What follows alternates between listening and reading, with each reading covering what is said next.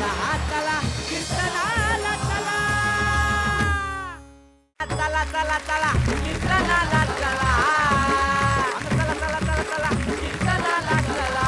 रामकृष्ण हरी माऊली। आधी एकीने गणिकेचा व्यवहार सोडून कीर्तनातून परमार्थ साधला, तर आपल्या या पुढच्या सेवेकर्याने संसारातला व्यवहार सांभाळून कीर्तनातून परमार्थ साधताय। पाचारण करूयात संत कानोपात्रा नगरीतून हरिभक्ती परायण गीतांजलीताई अभंग यांना।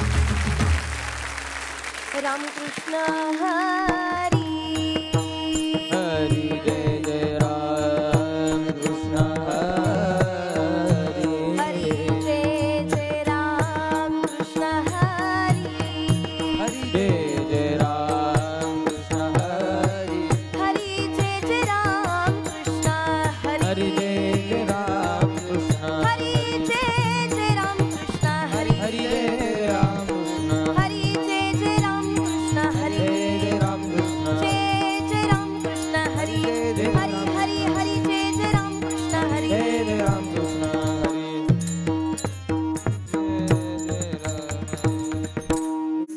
ग म प नि सा सा नि ध प म ग रे सा रूप पाहता लोचनी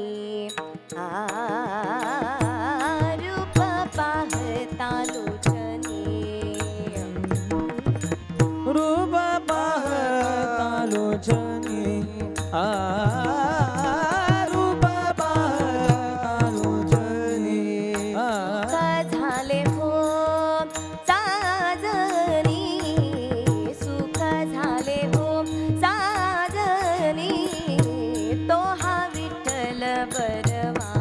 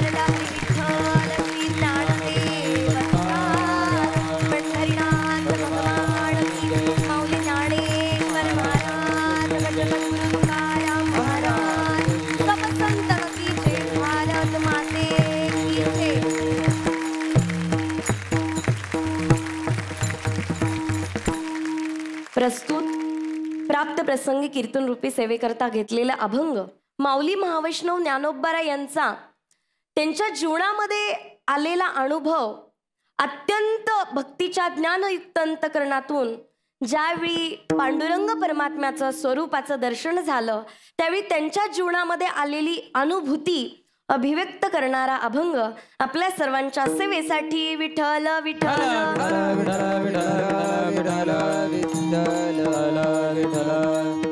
खरं तर अभंग आपल्या कुणाच्या पाठातला नाहीये असा नाहीये. कीर्तनकार कीर्तनाच्या सुरुवातीलाच जो गायनासाठी अभंग घेतला जातो तो अभंग रूपावळीचा अभंग हा ज्ञानोबा घेतला जातो. आज या ठिकाणी ज्ञानोबा अभंग घेणं माझंही परमभाग्य, मी माझं भाग्य समजते आणि अभंगाचं चिंतनाकडे ओळते. खऱ्या अर्थाने जीवन जगत असताना जेव्हा सुखाचाही अतिरेक होतो आणि दुःखाचाही अतिरेक होतो त्यावेळी ते आपल्या हृदयामध्ये न राहता ते हृदय फोडून बाहेर येतं.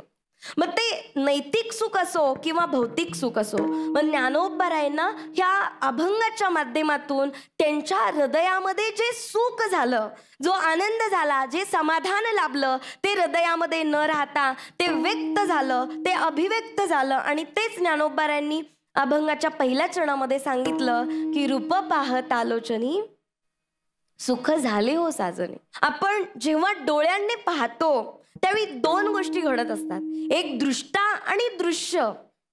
आणि याच्याही पलीकडे जेव्हा दृष्टा दृश्य एकत्र आले जातात त्यावेळी त्या प्रक्रियेला दर्शन हे नाव दिलं जातं. आणि ते जे दर्शन घडलेलं आहे ते घडलेलं दर्शन सत्य आहे हे आपल्याला माहिती नाहीये. म्हणजे ज्याचं दर्शन झालं ते सत्य आहेच का, आणि जे सत्य आहे तेच आपण पाहिलं का, हा आपल्या सर्वांच्या साधकाच्या जीवनामध्ये झालेला संभ्रम आहे. आणि ज्ञानोबारायांनी तर याच्यावर सरळ अगदी भगवंताकडे पाहता पाहता ह्या जीवनाची तहान तृप्तीच्या उंबरठ्यावर जेव्हा जाते, तिथे जाऊन जेव्हा थांबते त्यावेळी मुखातून शब्द निघतात की रूप पाहत आलोचनी सुख झाले हो साजनी. साजनी हे बुद्धीचं रूपक अलंकाराचं तत्व आहे. आणि त्या तत्वातून ज्यावेळी मी पाहिलं, माझ्या भगवंताला पाहिलं, त्यावेळी ती जी दर्शनाची क्रिया झाली त्या दर्शनाच्या क्रियेतून एक तर निर्माण झालं ते भ्रमाची गोष्ट किंवा ब्रह्मत्वाची गोष्ट निर्माण झाली. रज्जू सर्पाकार भासेले जगडांबर, ह्या नयाप्रमाणे मी जे पाहिलंय ना, माझ्या डोळ्यांनी जे पाहिलंय ना, त्याच्याकरिता माझा जन्म नव्हे अजन्म व्याकुळ झालेला माझं हे हृदय होतं, माझे डोळे होते. आणि ह्या डोळ्यांनी जेव्हा मी माझ्या भगवंताला पाहिलं त्यावेळी एवढा आनंद झाला की राजस सुकुमार मदनाचा पुतळ. जसं गोपिकांना गवळणींना त्या जगाच्या मालकाला पाहिल्याच्या नंतर आनंद व्हायचा की पाहिला पाहिला नंदाचा नंदन, पाहिला पाहिला नंदाचा नंदन, पाहिला पाहिला नंदाचा नंदन, पाहिला पाहिला नंदाचा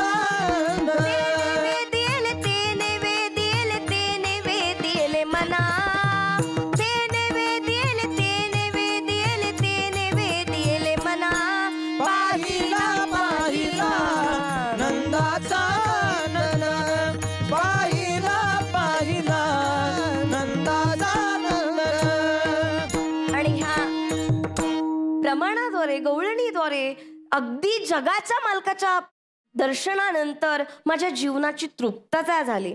आणि ज्यावेळी माझं हे जीवन भगवंत स्वरूप एकत्वाच्या बोधावर येऊन पोचलं त्यावेळी मुखातून शब्द निघाले की तो हा विठ्ठल बरवा, तो हा माधव बरवा. तो सगुण परमात्माकडे जातो, तो हा शब्द सगुण परमात्म्याकडे जातो आणि सगुण परमात्म्याचं निराकार ब्रह्मचैतन्य आणि त्या ब्रह्मचैतन्यातून निर्माण झालेलं जन्माला आलेला अंकुर म्हणजे हा जीव चैतन्याचा आहे. म्हणजे जीव चैतन्य आणि ब्रह्मचैतन्य अभेद नाहीये, एकत्व आहे. मातीचे मार्दव सांगे कोंबाची लवलव. ह्या न्यायाप्रमाणे ब्रह्मचैतन्याला जो आनंद आहे तोच आनंद जीव चैतन्याला घेता येतो. पण ज्यावेळी जीव चैतन्य हे ब्रह्मचैतन्यापासून लांब जातं, त्याला त्याच्या जीवनाची भुरळ पडते, विसर पडतो ब्रह्मचैतन्याचा की आपण कोण होतो. आपणाची ताकद एवढी की देव पाहावयास गेलो तेथे देवची होऊन ठेवलो. एवढी ताकद आहे ह्या जीव चैतन्याची. पण याची ताकद, ह्या जीव चैतन्याची ताकद भुरळ पडली, विसर पडला म्हणून आम्हाला दुःख झालं. पण ते दुःख न करता तो विठ्ठल, तो माधव एकतत्व आहे. त्याच्यामध्ये भेद न करता अभेद वृत्तीवर जेव्हा माझ्या ज्ञानोबारायांचा साक्षात्कार झाला त्यावेळी ज्ञानोबारायांच्या मुखातून शब्द निघाले की तो हा विठ्ठल बरवा, तो हा माधव बरवा. नवे नवे हे चिंतन मांडत असताना तुमच्या आमच्या जीवनाला सहजासहजी भगवंताची आवड लागत नसते. त्याच्याकरिता ज्ञानोबारांनी पुढे सांगितलं की बहुता सुकृताची जोडी म्हणून विठ्ठल आवडी. भगवंताची आवड सहजासहजी जीवनाला लाभत नाही. आज आपण इथे एवढ्या मोठ्या व्यासपीठावर उभे आहोत. आज असंख्य कीर्तनकार, गायक, पखवाजाचार्य, अनेक वारकरी, टाळकरी, धारकरी, आपल्या सर्वांकडे माझ्या पांडुरंगाने एवढं मोठं व्यासपीठ आपल्या सर्वांना दिलं. हे आपल्या सर्वांचं परम भाग्य की आपली आधीची कोणती ना कोणती पिढी ह्या परमार्थ सेवेमध्ये इमानदारीने गेलेली आहे. आणि ते सुकृत ज्ञानोबाराय म्हणतात माझ्या जीवनामध्ये प्राप्त झालं. म्हणून खऱ्या अर्थाने मी माझं भाग्य समजतो की हे सुखाचं आगर, आत्यंतिक दुःखाची निवृत्ती आणि परमानंदाची प्राप्ती फक्त एकाच ठिकाणी असू शकते आणि ते म्हणजे सर्व सुखाचे आगर बाप रकुमा देवीवर. फक्त एकच ठिकाण असू शकतं आणि ते ठिकाण म्हणजे साक्षात पांडुरंग परमात्मा.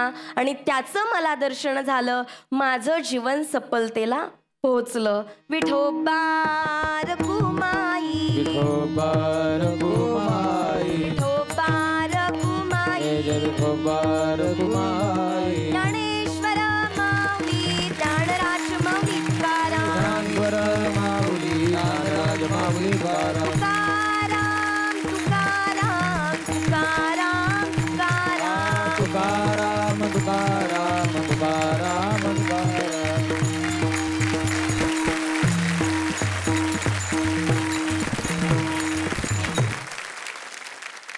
रामकृष्ण हरी. रामकृष्ण हरी. ताई, गीतांजली ताई महाराज अभंग, त्यांचा आडनावच अभंग आहे. अभंगही त्यांनी छान निवडला. रूप पाहता लोचनी सुख झाले व साजनी. ज्ञानोबारायांनी साजनी म्हणजे आपल्या बुद्धिरूपी मैत्रिणी बरोबर साधलेला हा खऱ्या अर्थाने संवाद आहे. ताई, तुमचं गाणं खूप छान आहे बरं का.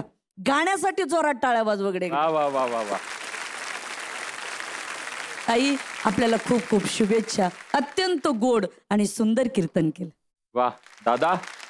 अपरिचित अभंगावर बोलणं सोपं असतं, पण परिचित अभंगावर बोलणं कठीण असतं. वैकुंठवासी जगन्नाथ अण्णा पवार सांगायचे, श्रोते जर जुने असतील तर थोडं दडपण येतं आणि श्रोते नवे असले तर थोडं दडपून देता येतं.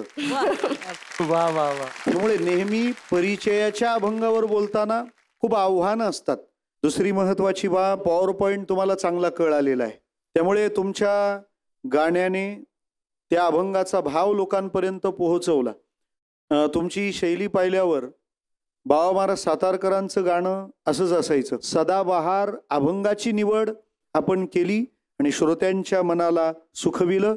निरूपणातल्या रम्यतेची वृद्धी करून तुम्ही कीर्तन सेवेमध्ये महाराष्ट्राला नक्की समाधानी कराल. माझ्या खूप शुभेच्छा. वा वा वा वा वा वा. प्रेमाची पण एक आचारसंहिता असते. कधी कधी तोंडाने बोललं जात नाही, फोनवर बोलू वाटत नाही, मग मी पत्ररूपी व्यवहार करतो. असंच एक पत्र आलं आज. आलंय का? हो. अरे बाबा. आमच्या दाजींचं पत्र. ज्यावेळी माझं लग्न झालं त्यावेळी अनेक लोक म्हणत असायचे की तुमचे मिस्टर वेगळ्या डिपार्टमेंटमध्ये आहेत, ते तुम्हाला कीर्तन करून देतील का, अनेक आव्हानं असतात, शिक्षण करून देतील का, अनेक आव्हानं होती माझ्यासमोर.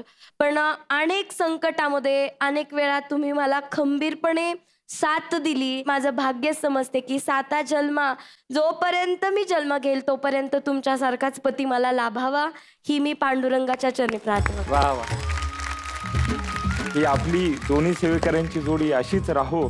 रामकृष्ण. रामकृष्ण हरी. या. रामकृष्ण. मी काय म्हणतो, फक्त मनात भाव असून चालत नाही. विठ्ठल विठ्ठल लय साधा आहे हो. कुठं बी यायला नाही म्हणत नाही.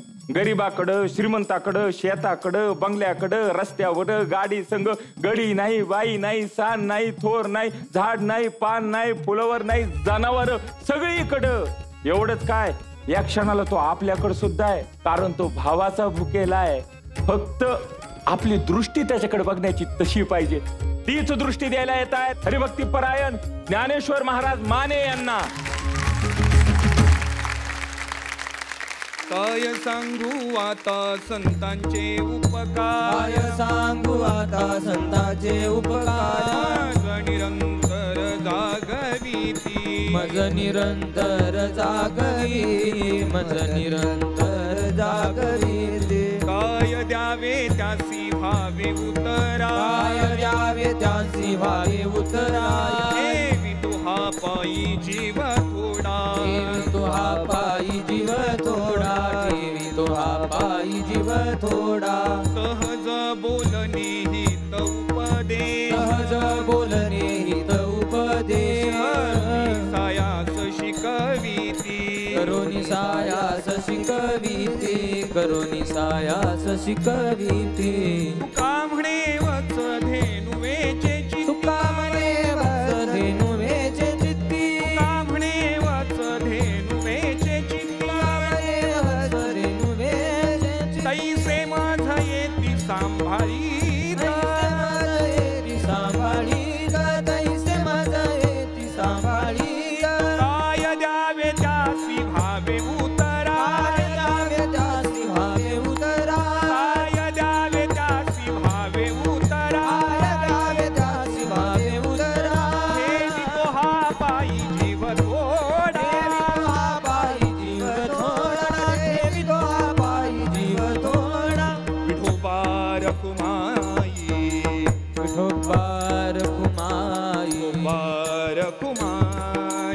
विठोबा रखुमाई, विठोबा रखुमाई, विठोबा रखुमाई, विठोबा रखुमाई, विठोबा रखुमाई, विठोबा रखुमाई, विठोबा रखुमाई. ढाली कमलदा ज्ञानदेव.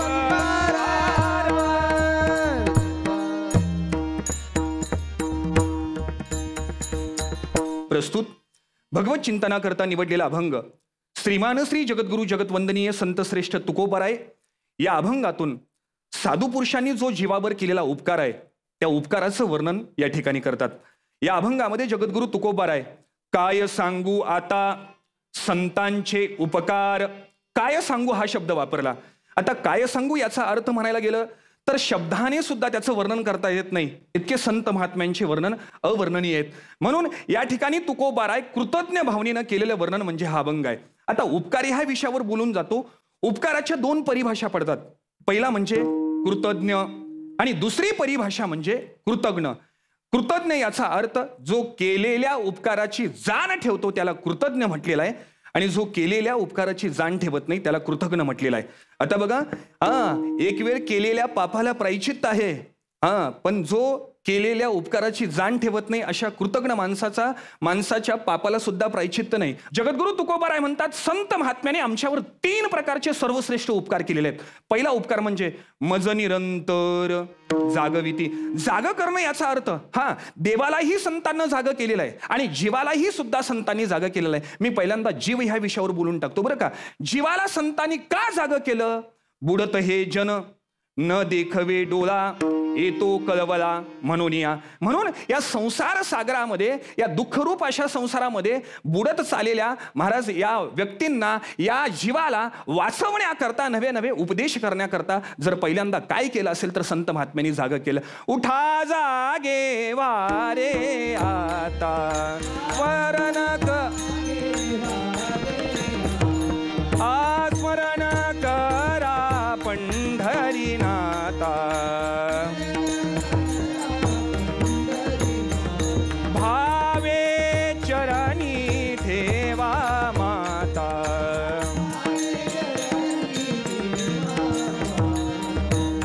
चुकवी व्यथा जन्माच्या, चुकवी व्यथा जन्माच्या.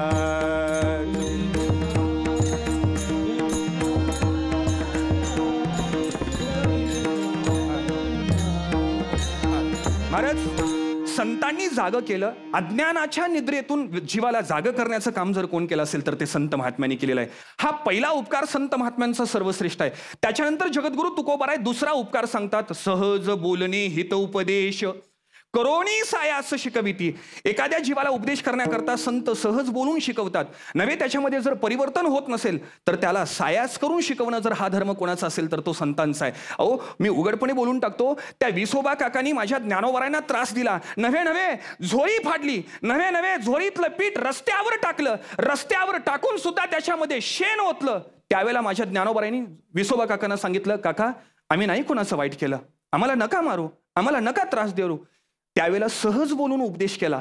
सहज बोलून नाही समजलं म्हणून सायास करून शिकवलं. याचा धर्म म्हणजे म्हैशी पुत्रा मुके बोलविली श्रुती, चालविली भिंती बैसोनिया. किंवा ज्ञानोबाराय पाठीवर मांड भाजून दाखवतात. याचाच अर्थ म्हणजे करोनी सायास शिकविती. संत महात्म्यांनी जीवावर दुसरा उपकार केला म्हणजे शिकवणे, हा दुसरा उपकार केला. आणि जगद्गुरु तुकोबाराय संत महात्म्यांचा तिसरा उपकार सर्वश्रेष्ठ सांगतात म्हणजे तुका म्हणे वत्स धेनू वेचे चित्ती तैसे मज येती सांभाळित. या ठिकाणी तुकोबारायांनी एक गायीचा दृष्टांत दिला. आता वत्स आणि गाय, वत्स आणि धेनू याच्यामध्ये प्रकार आहे बरं का. वत्स ज्याला म्हणतात, ज्या गायीचं वासरू अवघं 5 दिवसाचं आहे त्याला वत्स म्हणतात. आणि धेनू याचा अर्थ जी गाय व्यालेली आहे आणि तिचा अवधी फक्त महिन्याभराचा आहे तिला धेनू म्हणतात बरं का. आणि ती धेनू जशी पिलांवर आपल्या वत्सावर जशी प्रेम करते, सांभाळते, तिची काळजी घेते, तसे संत सुद्धा जीवाला काय करतात, सांभाळतात. तुम्ही सांभाळिले संती भय निरसली खंती. कृतज्ञ भावनेनं तुकोबाराय म्हणतात, या संत महात्म्यांच्या चरणावर आमचा देह जरी समर्पण केला, काय द्यावे त्यासी व्हावे उतराई, ठेवितो हा पायी जीव थोडा. म्हणजे संत महात्म्यांच्या उपकारातून आम्ही उतराई होऊ शकत नाही, आम्ही कुठेतरी कमी पडतो. म्हणून जगद्गुरु तुकोबारायांनी या अभंगामध्ये संत महात्म्यांचं वर्णन केलेलं आहे. ज्ञानोबारायांनी ज्ञानेश्वरी सारखा ग्रंथ लिहिला, जगद्गुरु तुकोबारायांनी गाथा लिहिली. आज या कलियुगामध्ये जर संतांच्या उपकारातून उतराई व्हायचं असेल ना, तर मी आजही तुमच्या समोर बोलून जातो, ज्ञानोबारायांची ज्ञानेश्वरी अगदी मनोभावे वाचा, त्यावेळेला तुम्हाला ज्ञानोबाराय दर्शन दिल्याशिवाय राहणार नाहीत. माझ्या जगद्गुरु तुकोबारायांचा एक अभंग मनपूर्वक वाचा आणि त्या प्रमाणे जीवनामध्ये मार्गक्रम करण्याचा प्रयत्न करा. जगद्गुरु तुकोबाराय तुमच्यावर उपकार केल्याशिवाय राहणार नाही. महाराज कृतज्ञ भावनेचा सिद्धांत सांगतो आणि माझ्या चिंतनाला पूर्ण विराम देतो. छत्रपती शिवाजी महाराजांच्या काळामध्ये एक निष्ठावंत महाराज सेवक म्हणून ओळखलं जातं हिरोजी इंदोलकरांनी. हिरोजी इंदोलकरांनी महाराज रायगडाचं बांधकाम पूर्ण केलं आणि छत्रपती शिवाजी महाराजांनी सांगितलं, हिरोजी तुला काय हवं ते माग. त्यावेळेला हिरोजींनी सांगितलं, राजे तुमचे उपकार माझ्यावर आहेत, नव्हे नव्हे या महाराष्ट्रावर उपकार आहेत, म्हणून राजे माझी एक अल्प अशी मागणी आहे, तेवढी मागणी पूर्ण करा. राजा तुमच्या उपकारातून उतराई होण्याकरता एक मागणं तुमच्या समोर मागतो, माझ्या नावाची एक पायरी मात्र रायगडाला ठेवा. रायगडावर येणारा प्रत्येक मनुष्य माझ्या मस्तकावर पाय देऊन आला पाहिजे. हे कृतज्ञ भावनेनं केलेलं वर्णन आहे. म्हणून या जीवानं साधू महात्म्याने केलेल्या उपकाराची जाण म्हणून महाराज या ठिकाणी कृतज्ञ भाव ठेवला पाहिजे. हरी जय विठ्ठल जय जय विठ्ठल, जय जय विठ्ठल जय जय विठ्ठल.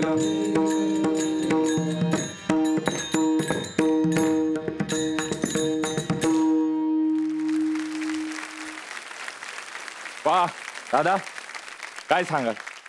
ज्ञानेश्वर महाराज, त्यांच्याकडे पाहिल्यावर वाटतं की हे ज्ञानेश्वर महाराजच आहेत. कीर्तन ऐकण्यासाठी असतं आणि खरं कीर्तन हे बघण्यासाठी पण असतं. कीर्तनकाराला काय सांगायचं आहे, त्याला काय बोलायचं आहे, त्याचे भाव किंवा त्याचे उच्चार फक्त शब्दातूनच नाही तर त्याच्या सर्वांगातून असे वाहत येतात. हे कीर्तन अत्यंत सुज्ञपणाने आणि भावयुक्त असं झालंय. दुसरी तुमची मला आवडलेली गोष्ट जी कीर्तनकारांमध्ये ती चुणूक असते.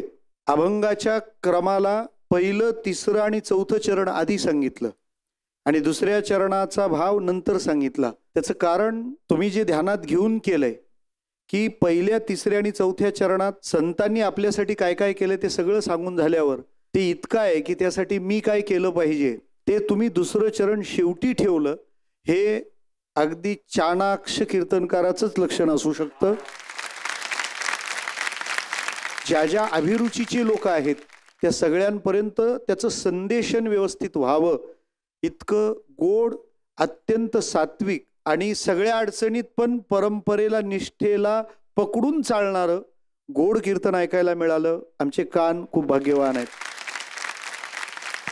वा वा वा वा वा. ताई काय सांगू आता संतांचे उपकार, मज निरंतर जागविती. नेहमीसाठी जाग करणारे खऱ्या अर्थाने संत आहेत. या महाराष्ट्रावर उपकार जर कोणाचे असतील तर आमचे ज्ञानोबाराय, तुकोबाराय, नाथ महाराज, नामदेव महाराज या संतांचे उपकार आहेत. मला वाटतं या महाराष्ट्राच्या मातीमध्ये दरवर्षी एक गाणं येतं, 5 करोड 10 करोड कमवतं आणि दुसऱ्या वर्षी ऐकायला भेटत नाही. पण सुंदर ते ध्यान या अभंगाचं वय 400 वर्ष झालं तरी आम्ही रोज म्हणतो याला म्हणतात संतांचे उपकार. खरंच त्यांनी आमच्यावर उपकारच केलेत म्हणून आम्ही जागे आहोत. म्हणून मला असं वाटतं या युवा कीर्तनकाराच्या माध्यमातून तरुणांना जाग करण्याचं काम हे व्यासपीठ करत आहे असंही मला दादा वाटतं बरं. म्हणून आपल्याला खूप खूप शुभेच्छा. तुमची भेट देण्याची वेगळी पद्धत आहे, ती काय आहे एकदा आमच्या सारथ्यांनाही सांगा, आमच्या प्रेक्षकांनाही सांगा. साधी कुणी मदत केली, आधार दिला तर हात जोडून धन्यवाद मानतो ना आपण, पण ती मदत, तो आधार उपकार म्हणून राहतो आपल्यावर. पण जगायला श्वास, पोटाला घास, तहानेला घोडभर पाणी देणाऱ्याचे उपकार कसे फेडायचं माऊली. म्हणून तर संत म्हणतात ना, फक्त पांडुरंग म्हणा करी लाभावी न प्रीती. हे अनुभवल्याशिवाय कळायचं नाही तुम्हाला. चला माऊली पाचारण करूयात हरिभक्ती परायण मारुती महाराज जाधव यांना. आनंद अद्वय नित्य निरामय, आनंद अद्वय नित्य निरामय. निज ध्येय योगियाचे, एका निज ध्येय योगियाचे, एका निज ध्येय योगियाचे. हे समचरण साजिरे विठेवरी, हे समचरण साजिरे विठेवरी. हे समचरण साजिरे विठेवरी, हे समचरण साजिरे विठेवरी. महाभीमातिरी विठ्ठल रूप, महाभीमातिरी विठ्ठल रूप, महाभीमातिरी विठ्ठल रूप. पुराणासी वाड श्रुतीने ती पार, पुराणासी वाड श्रुतीने ती पार. ते झाले साकार पुंडलिका, ते झाली साकार पुंडलिका, ते झाली साकार पुंडलिका. तुका म्हणे जाते संगाधिक ध्यात, जाते सनकाधिक ध्यात. तुका म्हणे जाते संगाधिक ध्यात. जाते सनकाधिक ध्यात. कुलदैवत पांडुरंग, आमुचे कुलदैवत पांडुरंग, ते आमुचे कुलदैवत पांडुरंग. हे समचरण साजिरे विठेवरी, हे समचरण साजिरे विठेवरी. हे समचरण साजिरे विठेवरी. हे समचरण साजिरे विठेवरी. महाभीमातिरी विठ्ठल रूप, महाभीमातिरी विठ्ठल रूप, महाभीमातिरी विठ्ठल रूप. विठ्ठल विठ्ठल विठ्ठल विठ्ठल विठ्ठल विठ्ठल विठ्ठल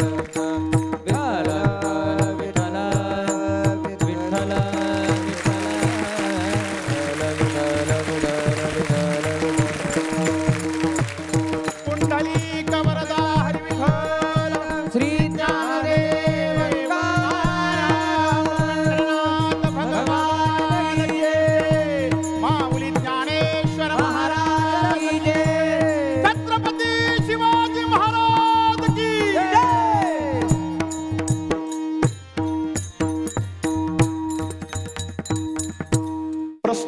कीर्तन रूपी सेवेकरता घेतलेला अभंग संत श्रेष्ठ जगद्गुरु तुकोबाराय यांचा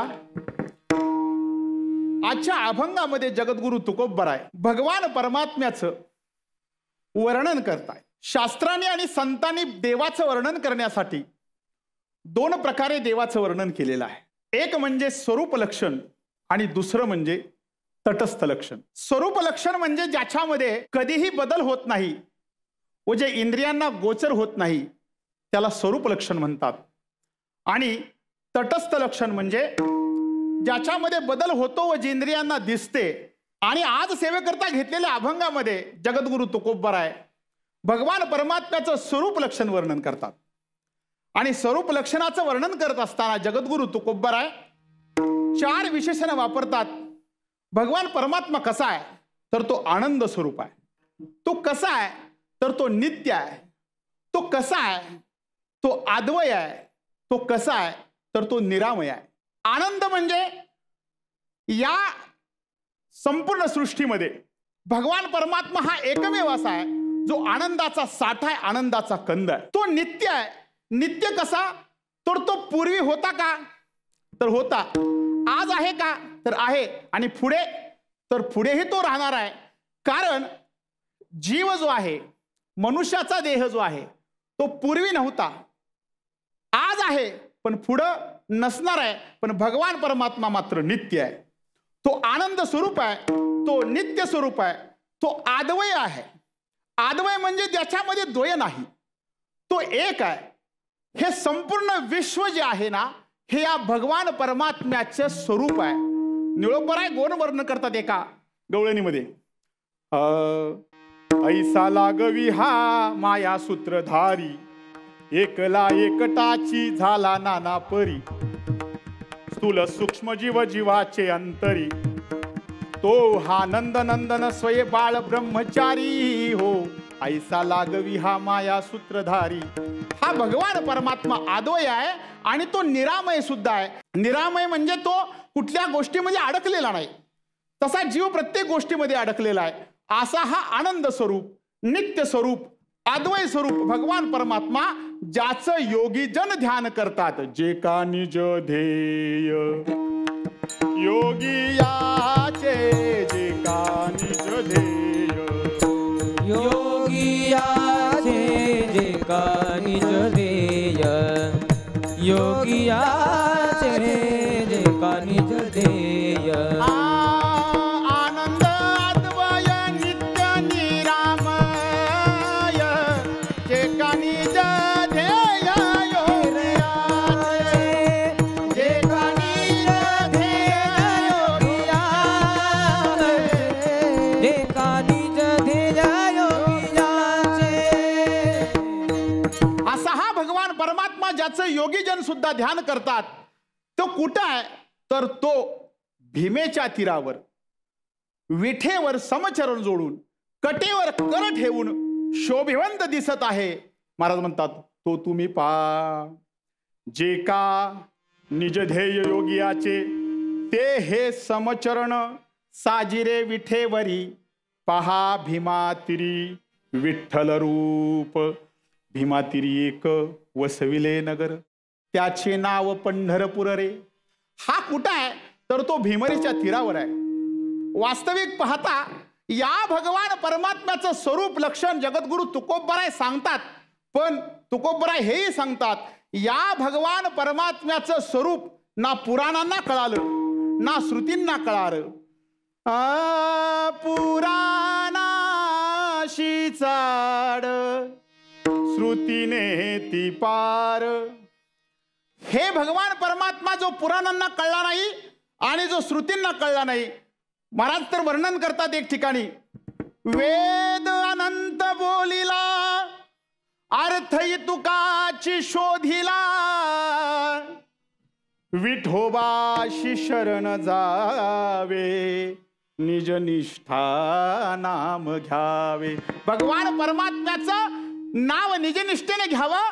कारण हा भगवान परमात्मा जो पुराणांना कळला नाही तो मात्र भक्तराज पुंडलिकरायासाठी पंढरपुरामध्ये आला. खरं तर बहिणाबाई म्हणतात ज्ञानदेवे रचिला पाया, उभाली रिले देवालया. पण खऱ्या अर्थानं या मंदिरासाठी जागेची निवड ज्या भक्त पुंडलिकाने केली ते हे भक्त पुंडलिक राय, आणि त्यांच्यासाठी हा भगवान परमात्मा आला. हा नव्हता पंढरपुरात. कुठून आला? पुंडलिकाच्या भाव हरता गोकुळीहुनी झाला येता, निज प्रेम भक्ती भक्ता घ्या घ्या म्हणतसे करा विठ्ठल स्मरण. हा भगवान परमात्मा हा गोकुळाहुनी आला आणि या पुंडलिक रायासाठी जो निर्गुण निराकार होता तो सगुण साकार रूपाने प्रकट झाला.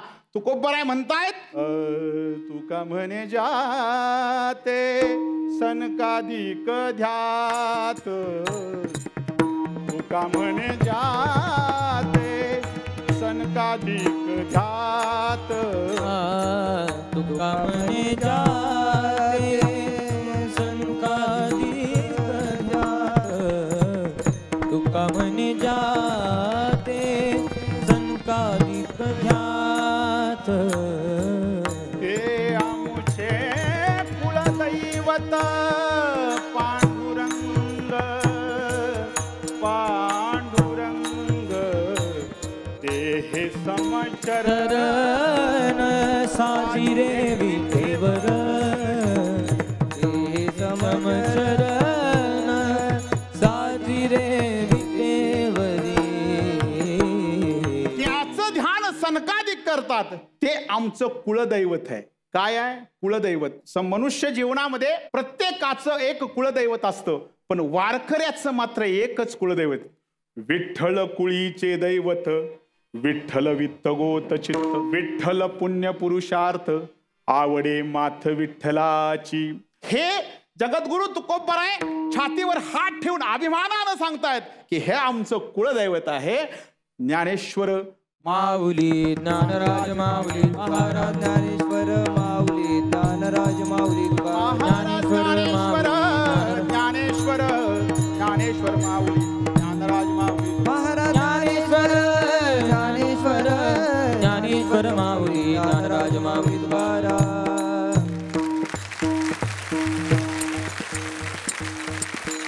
रामकृष्ण हरी. रामकृष्ण. काय सांगाल दादा? मारुती महाराज, मला तुमच्या समग्र कीर्तनामध्ये 2 गोष्टी विशेष आवडल्यात. त्यात पहिली गोष्ट, अशा अभंगांची निवड लवकर कोणी करत नाही, कारण सुलभ बहुता गोड वाटे. वा. पण जेव्हा अशा धाटणीचे अभंग असतात तेव्हा निरूपणावर खूप मोठी जबाबदारी असते, कारण त्या सगळ्या पदांना न्याय दिला पाहिजे. तुम्ही निवड छान केलीत. आणि दुसरं, जशी तुमची अभंगाची निवड चांगली आहे तसं तुमच्या चालींची निवड छान आहे. अगदी पहिल्यापासून ते भैरवीपर्यंत आपण ज्या चाली आणि गोड तुम्हाला माधुर्य देवाने आवाजात सहज दिलंय. फार गोड कीर्तन आपण केलं. या कीर्तनामध्ये निरूपणाच्या विस्ताराची आणखी भर घालून हे समृद्ध कीर्तन महाराष्ट्राला ऐकायला नक्की आवडेल. आपल्याला खूप शुभेच्छा. वा वा वा वा. ताई? आनंद आदवय नित्य निरामय, जे का निज ध्येय योगियांचे. खरंच म्हणजे खूपच छान कीर्तन केलंय. आमचा पांडुरंग परमात्मा तो आनंद आहे, आदवय आहे, नित्य आहे, निरामय आहे.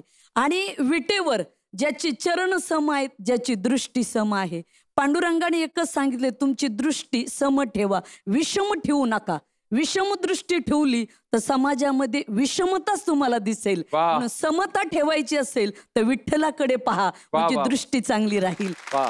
खूपच छान आणि सुंदर कीर्तन केलं महाराज. आपल्याला खूप खूप शुभेच्छा. वा वा.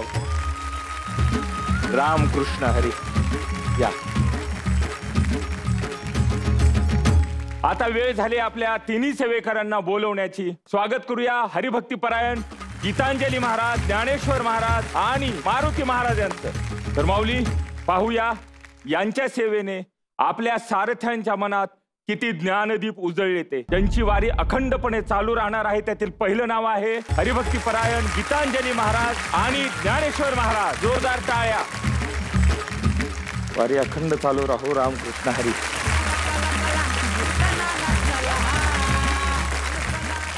आजच्या भागाची सेवा इथे समाप्त झाली, पण आपण पुन्हा भेटणार आहोत. तोपर्यंत पाहत रहा कोण होणार महाराष्ट्राचा लाडका कीर्तनकार. जगात भारी आपली पंढरीची वारी, एक मुखानं बोला पांडुरंग हरी.